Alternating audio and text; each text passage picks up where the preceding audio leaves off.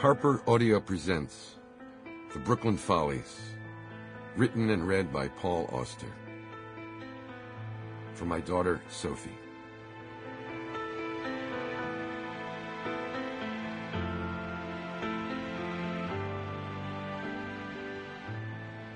Overture. I was looking for a quiet place to die. Someone recommended Brooklyn, and so the next morning I traveled down there from Westchester to scope out the terrain. I hadn't been back in 56 years, and I remembered nothing.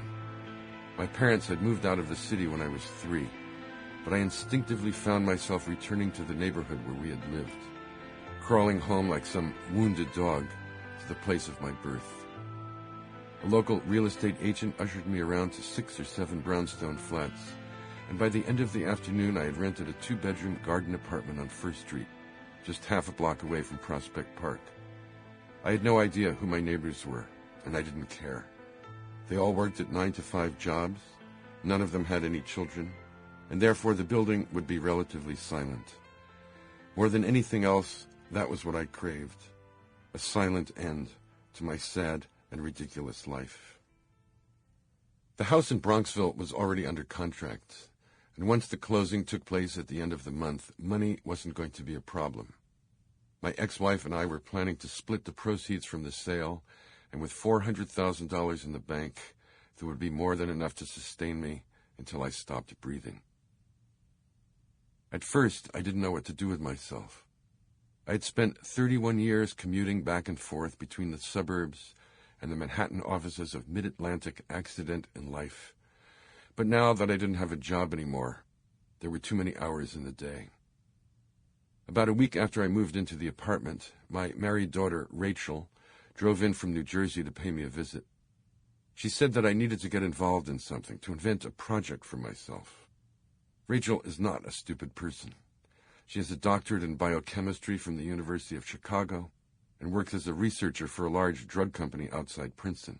But much like her mother before her, it's a rare day when she speaks in anything but platitudes, all those exhausted phrases and hand-me-down ideas that cram the dump sites of contemporary wisdom. I explained that I was probably going to be dead before the year was out, and I didn't give a flying fuck about projects. For a moment, it looked as if Rachel was about to cry, but she blinked back the tears and called me a cruel and selfish person instead. No wonder Mom had finally divorced me, she added. No wonder she hadn't been able to take it anymore. Being married to a man like me must have been an unending torture, a living hell. A living hell. Alas, poor Rachel, she simply can't help herself. My only child has inhabited this earth for 29 years, and not once has she come up with an original remark, with something absolutely and irreducibly her own. Yes, I suppose there is something nasty about me at times, but not all the time, and not as a matter of principle. On my good days, I'm as sweet and friendly as any person I know. You can't sell life insurance as successfully as I did by alienating your customers, at least not for 3 long decades you can't. You have to be sympathetic. You have to be able to listen. You have to know how to charm people. I possess all those qualities and more.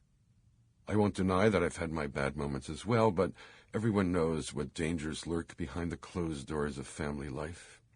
It can be poison for all concerned, especially if you discover that you probably weren't cut out for marriage in the first place. I loved having sex with Edith, but after 4 or 5 years, the passion seemed to run its course, and from then on I became less than a perfect husband. To hear Rachel tell it, I wasn't much in the parent department either. I wouldn't want to contradict her memories, but the truth is that I cared for them both in my own way. And if I sometimes found myself in the arms of other women, I never took any of those affairs seriously. The divorce wasn't my idea. In spite of everything, I was planning to stay with Edith until the end. She was the one who wanted out, and given the extent of my sins and transgressions over the years, I couldn't really blame her. 33 years of living under the same roof, and by the time we walked off in opposite directions, what we added up to was approximately nothing. I had told Rachel that my days were numbered, but that was no more than a hot-headed Sample complete. Ready to continue?